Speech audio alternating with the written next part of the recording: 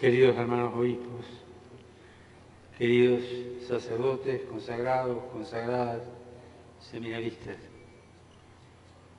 queridas familias, queridos paisas.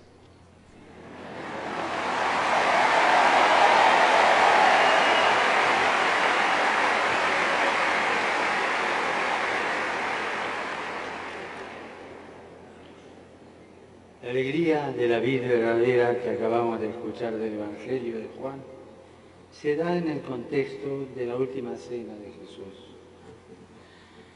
En ese ambiente de intimidad, de cierta tensión, pero cargada de amor, el Señor lavó los pies de los suyos, quiso perpetuar su memoria en el pan y el vino, y también les habló a los que más quería desde lo hondo de su corazón.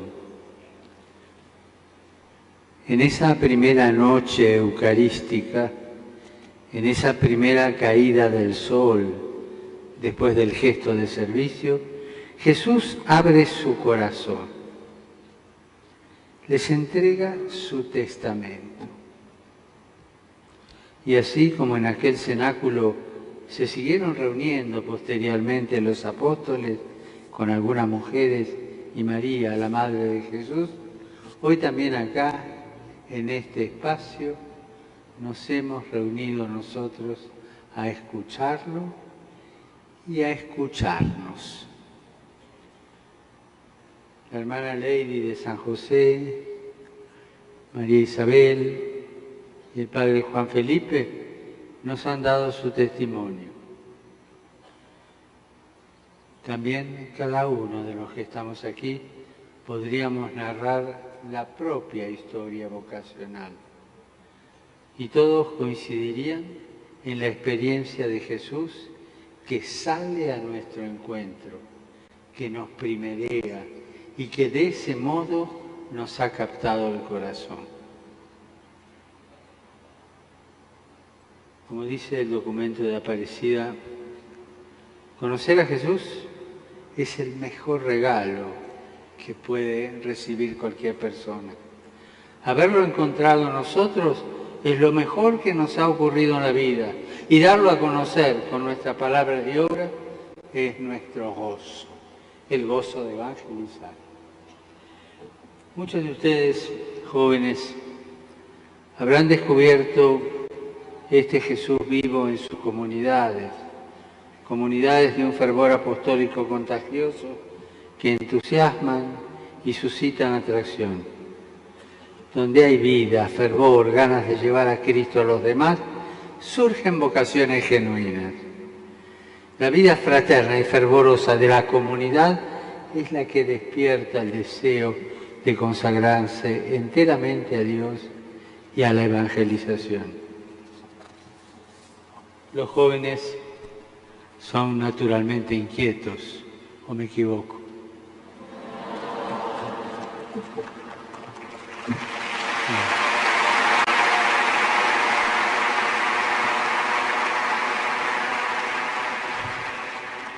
Y aquí quiero detenerme un instante y hacer memoria dolorosa. Es un paréntesis. Los jóvenes son naturalmente inquietos. Inquietud tantas veces engañada, destruida por los sicarios de la droga. Medellín me trae ese recuerdo. Me evoca tantas vidas jóvenes truncadas, descartadas, destruidas. Los invito a recordar, a acompañar este luctuoso cortejo, a pedir perdón para quienes destruyeron las ilusiones de tantos jóvenes, pedirle al Señor que convierta sus corazones, a pedir que acabe esta derrota de la humanidad joven.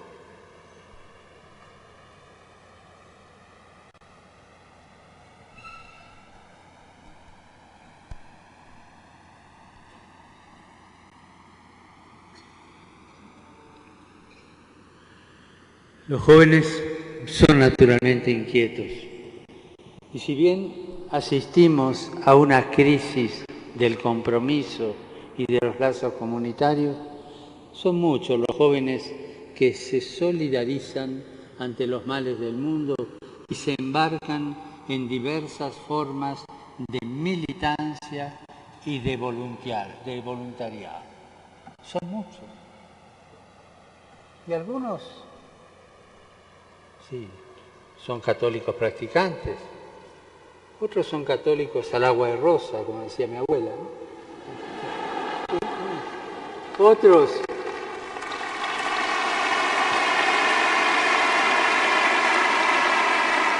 Otros no saben si creen o no creen, pero esa inquietud los lleva a hacer algo por los demás. Esa inquietud hace llenar los voluntariados de todo el mundo de rostros jóvenes. Hay que encauzar la inquietud. Cuando lo hacen captados por Jesús, sintiéndose parte de la comunidad, se convierten en callejeros de la fe, felices de llevar a Jesucristo a cada esquina, a cada plaza, a cada rincón de la tierra. ¿Y cuántos, sin saber que lo están llevando, lo llevan? Esa riqueza de callejear sirviendo, de ser callejeros de una fe que quizás ellos mismos no terminan de entender. Es testimonio que nos abre a la acción del Espíritu Santo que entra y nos va trabajando el corazón. En uno de los viajes, en la jornada de la juventud de Polonia, en el almuerzo que tuve con los jóvenes, con 15 jóvenes y el arzobispo, uno me preguntó, ¿qué le puedo decir yo a un compañero mío joven que es ateo, que no cree? ¿Qué argumento le puedo dar? Y a mí se me ocurrió contestarle, mira, lo último que tenés que hacer es decirle algo. Se quedó mirando.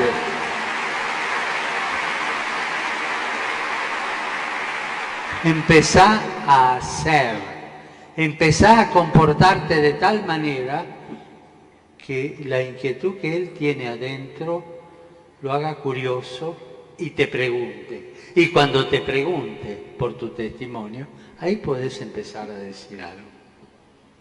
Es tan importante ese callejear la fe, callejear la vida.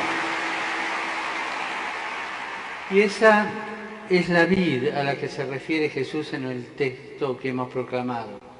La vid es todo ese pueblo de la alianza. Profetas como Jeremías, Isaías, Ezequiel, se refieren a él como una vid. Hasta un salmo, el 80, canta diciendo, tú sacaste de Egipto una vid, le preparaste terreno, echó raíces y llenó toda la región. A veces expresan el gozo de Dios ante su vid, otras su enojo, desconcierto o despecho. Jamás Dios se desentiende de su vid. Nunca deja de padecer sus distancias. Si yo me alejo, Él sufre en su corazón. Nunca deja de salir al encuentro de ese pueblo que cuando se aleja de Él se seca, arde y se destruye. ¿Cómo es la tierra, el sustento, el soporte donde crece esta vid en Colombia? ¿En qué contextos se generan los frutos de las vocaciones de especial consagración?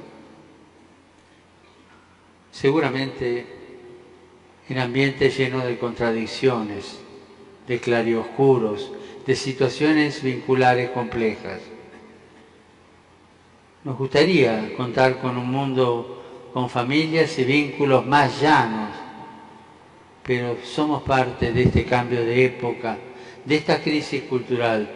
Y en medio de ella, contando con ella, Dios sigue llamando.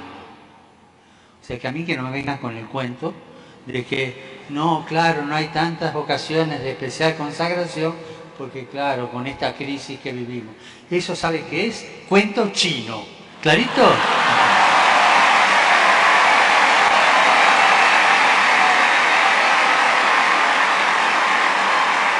Aún en medio de esta crisis, Dios sigue llamando. Sería casi evasivo pensar que todos ustedes han escuchado el llamado de Dios en medio de familias sostenidas por un amor fuerte y lleno de valores como la generosidad, el compromiso, la fidelidad o la paciencia. Algunos sí, pero no todos. Algunas familias, quiera Dios que muchas, son así.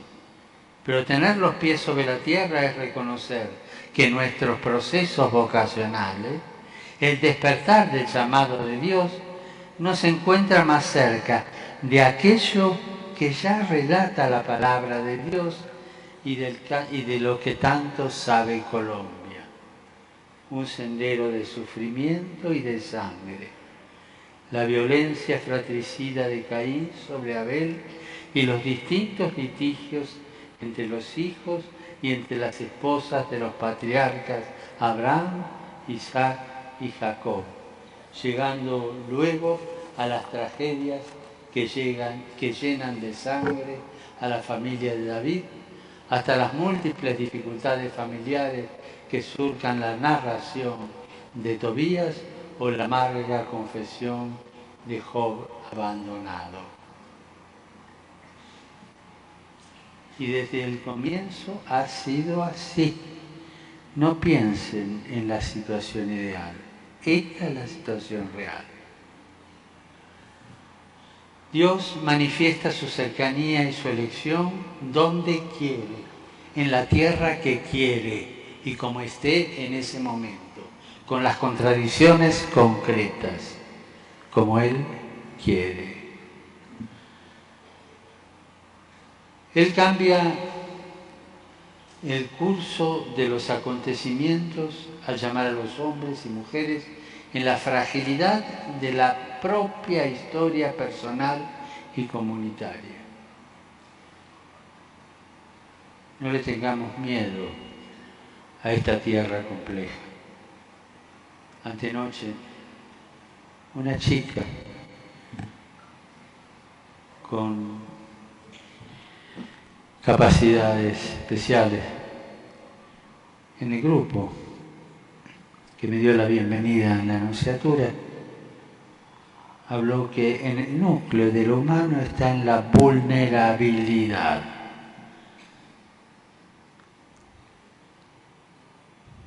Y explicaba por qué.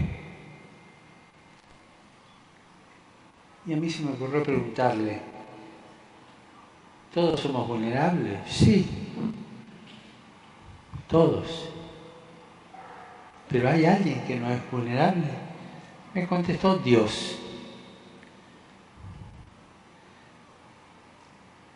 Pero Dios quiso hacerse vulnerable y quiso salir a callejear con nosotros. Quiso salir a vivir nuestra historia.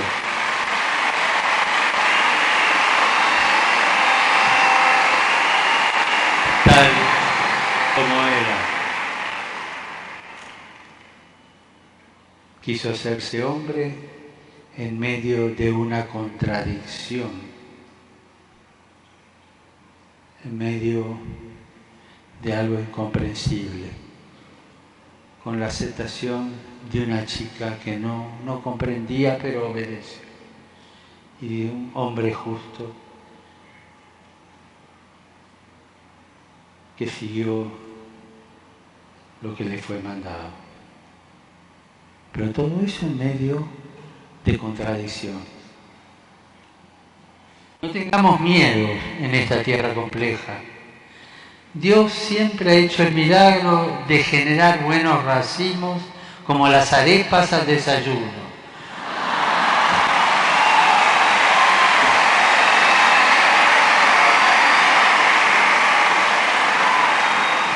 Que no falten vocaciones en ninguna comunidad y en ninguna familia de Medellín.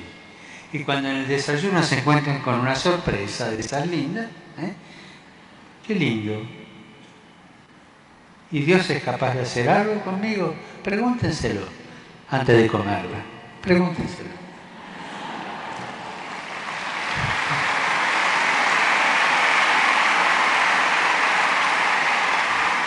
Y esta bien, que es la de Jesús, tiene el atributo de ser la verdadera.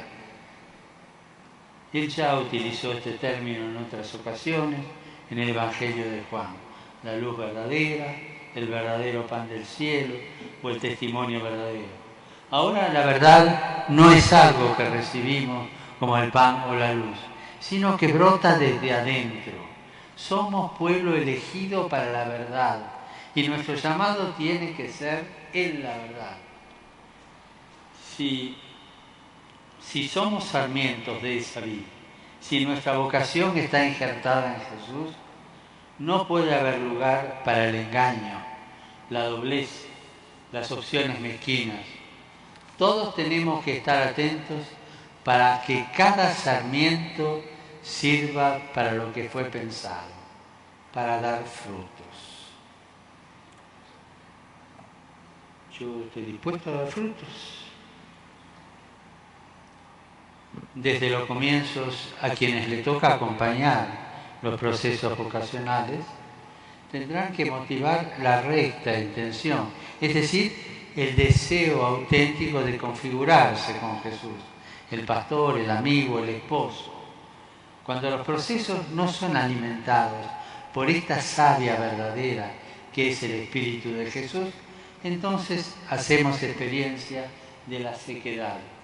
Y Dios descubre con tristeza aquellos tallos ya muertos. Las vocaciones de especial consagración mueren cuando se quieren nutrir de honores, cuando están impulsadas por la búsqueda de una tranquilidad personal y de promoción social, cuando la motivación es subir de categoría, apegarse a intereses materiales,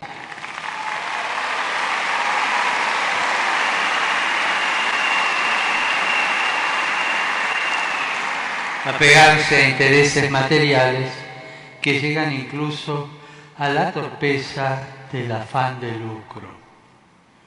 Lo dije ya en otras ocasiones y lo quiero repetir como algo que es verdad y es cierto. No se olviden, el diablo entra por el bolsillo. Siempre.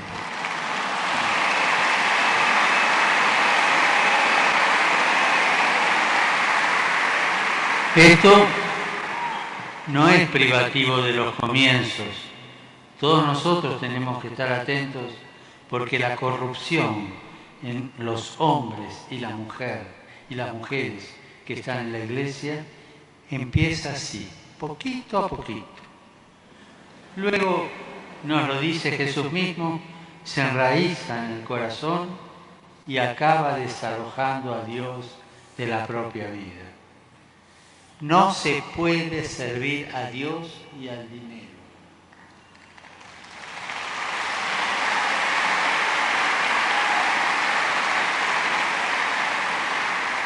Jesús dice, no se puede servir a Dios a dos señores. O sea, a dos señores, como si hubiera solo dos señores en el mundo.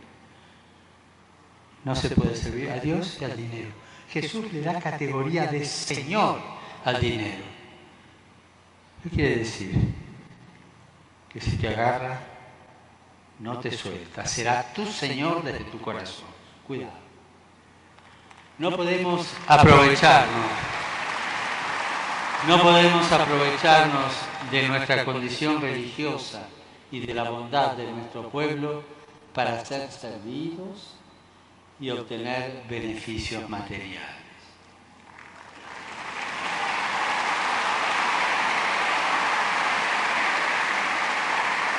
Hay situaciones, estilos y opciones que muestran los signos de sequedad y de muerte. ¿Cuándo es eso? No pueden seguir entorpeciendo el fluir de la savia que alimenta y da vida.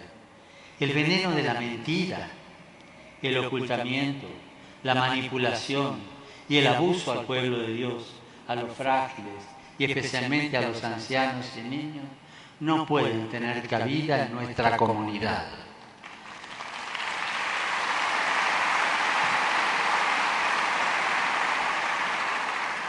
Cuando una consagrada, una comunidad, una institución, llámese parroquia, lo que sea, opta por ese estilo, es una rama seca. Solo hay que sentarse y esperar que el Señor la venga a cortar. Pero Dios no solo corta. La alegoría continúa diciendo que Dios limpia la vid de imperfecciones. Tan linda es la poda. Duele, pero es linda. La promesa es que daremos fruto y en abundancia, como el grano de trigo, si somos capaces de entregarnos, de donar la vida libremente. Tenemos en Colombia ejemplos de que esto es posible. Pensamos en Santa Laura Montoya, una religiosa admirable cuyas reliquias hoy tenemos aquí. Ella desde esta ciudad se prodigó en una gran obra misionera en favor de los indígenas de todo el país. La mujer consagrada, cuánto nos enseña de entrega silenciosa, abnegada, sin mayor interés que expresar el rostro maternal de Dios. Asimismo podemos recordar al Beato Mariano de Jesús Euseollos,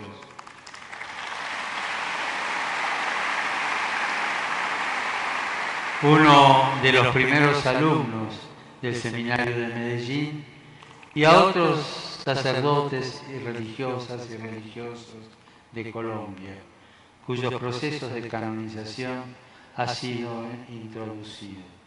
Como también otros tantos, miles de colombianos anónimos que en la sencillez de su vida cotidiana han sabido entregarse por el Evangelio y que ustedes seguramente llevarán en su memoria y serán estímulos de entrega. Todos nos muestran que es posible seguir fielmente la llamada del Señor, que es posible dar mucho fruto, aún ahora en estos tiempos y en este siglo. La buena noticia es que Él está dispuesto a limpiarnos. La buena noticia es que todavía no estamos terminados, estamos en proceso de fabricación. Que como buenos discípulos estamos en camino. ¿Cómo va cortando Jesús los factores de muerte que anidan en nuestra vida y distorsionan el llamado? Invitándonos a permanecer en Él. Permanecer no significa solamente estar, sino que indica mantener una relación vital, existencial, de absoluta necesidad. Es vivir y crecer en unión fecunda con Jesús, fuente de vida eterna. Permanecer en Jesús no puede ser una actitud meramente pasiva o un simple abandono sin consecuencias en la vida cotidiana. Siempre trae una consecuencia, siempre, ¿no? Y permítanme proponerles, porque está siendo un poco largo esto, 3 no van a decir que sí, así que no les creo. Permítanme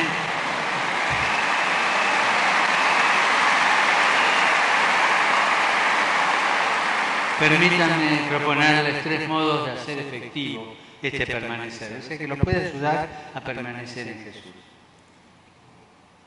Primero, permanecemos en Jesús tocando la humanidad de Jesús, con la mirada y los sentimientos de Jesús, que contempla la realidad, no como juez, sino como buen samaritano, que reconoce los valores del pueblo con el que camina, así como sus heridas y sus pecados, que descubre el sufrimiento callado y se conmueve ante las necesidades de las personas, sobre todo cuando éstas se ven avasalladas por la injusticia, la pobreza indigna, la indiferencia o por la perversa acción de la corrupción y la violencia.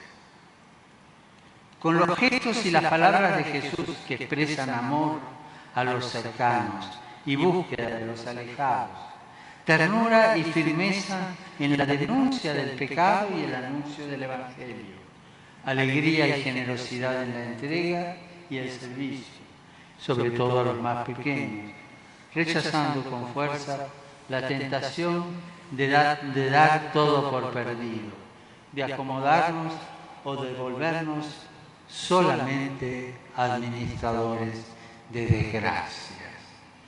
¿Cuántas veces escuchamos hombres y mujeres consagrados que parece que en vez de administrar gozo, alegría, crecimiento, vida, administran desgracia y se la pasan lamentándose de las desgracias de este mundo?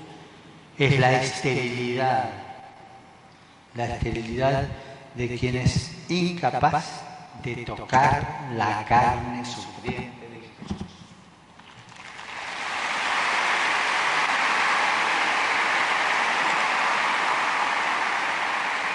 Segundo, permanecemos contemplando su divinidad, despertando y sosteniendo la admiración por el estudio que acrecienta el conocimiento de Cristo, porque como recuerda San Agustín, no se puede amar a quien no se conoce. Privilegiando para ese conocimiento el encuentro con la Sagrada Escritura, especialmente el Evangelio, donde Cristo nos habla, nos revela su amor incondicional al Padre, nos contagia la alegría que brota de la obediencia a su voluntad y al servicio de sus hermanos. Yo les quiero hacer una pregunta, pero no me la respondan. Se la responde cada uno a sí mismo.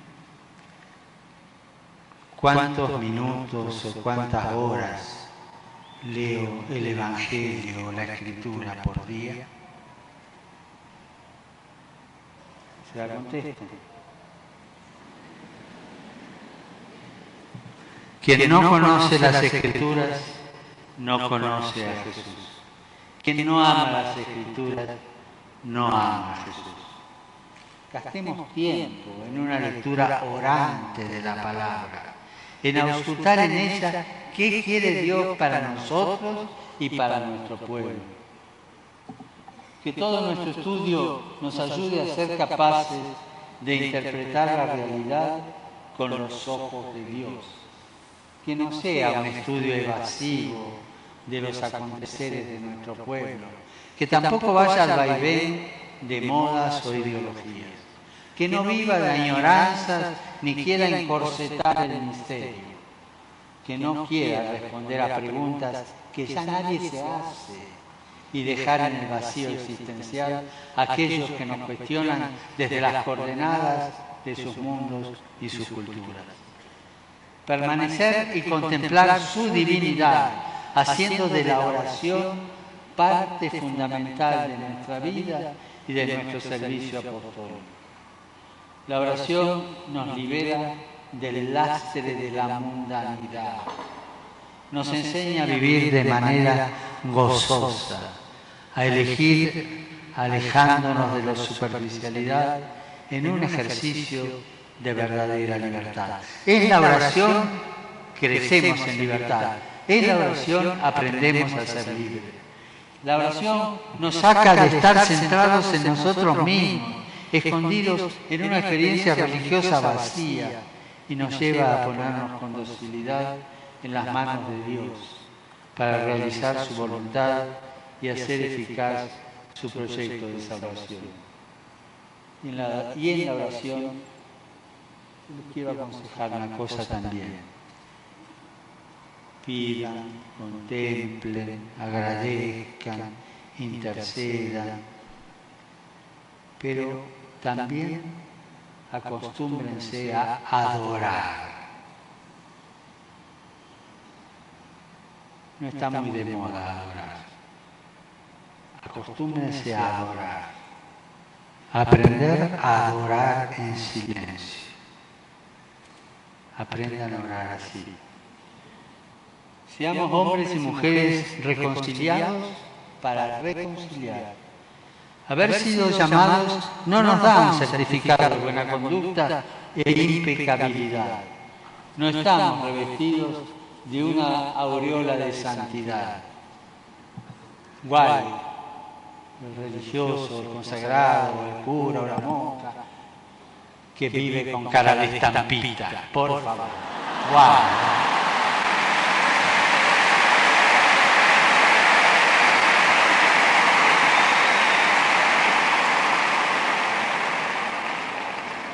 Todos somos pecadores.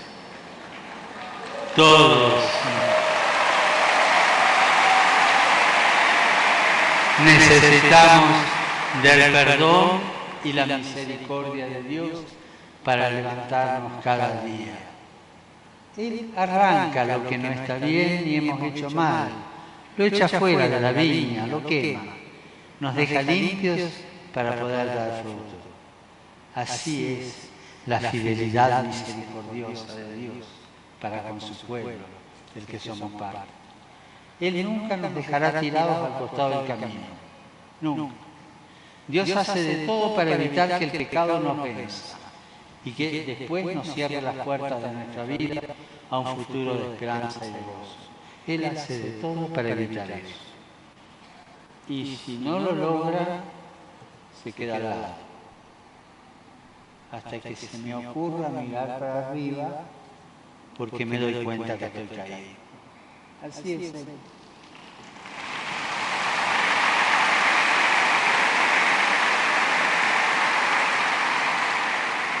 Finalmente, hay que permanecer en Cristo para vivir en alegría. Tercero, permanecer para vivir en alegría. Si permanecemos en Él, su alegría estará con nosotros. No seremos discípulos tristes y apóstoles amargados. Lean el final de Evangelio Nunciante. Nos aconseja. Al contrario, reflejaremos y portaremos la alegría verdadera, el gozo pleno que nadie nos va a poder quitar. Difundiremos la esperanza de nuestra vida que Cristo nos ha traído. El llamado de Dios no es una carga pesada que nos roba la alegría. ¿Que es pesada? A veces sí, pero no nos roba la alegría. A través de ese peso también nos da la alegría. Dios no nos quiere sumidos en la tristeza, uno de los malos espíritus que se apoderaban del alma y que ya denunciaban los monstruos del desierto. Dios no nos quiere sumidos en el cansancio que viene de actividades mal vividas, sino una espiritualidad que haga feliz nuestra vida y aún nuestra fatiga. Nuestra alegría contagiosa tiene que ser el primer testimonio de la cercanía y del amor de Dios.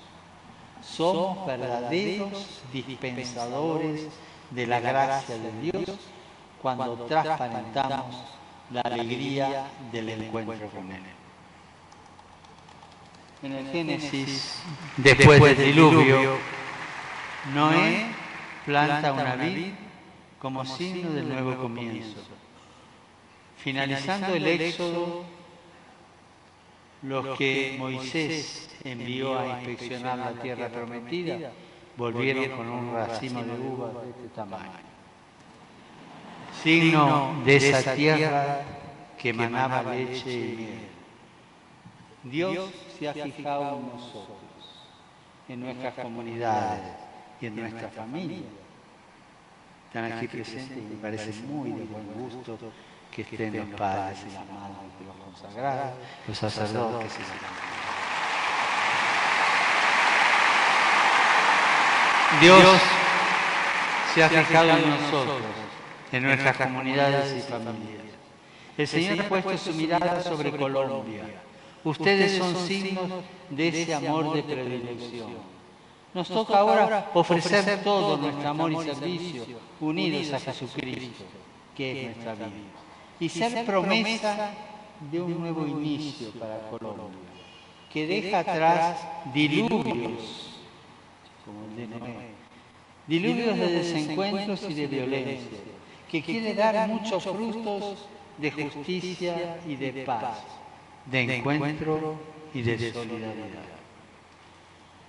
Que Dios los bendiga, que bendiga la vida consagrada en Colombia y no se olviden de rezar por mí para que me bendiga también. Gracias.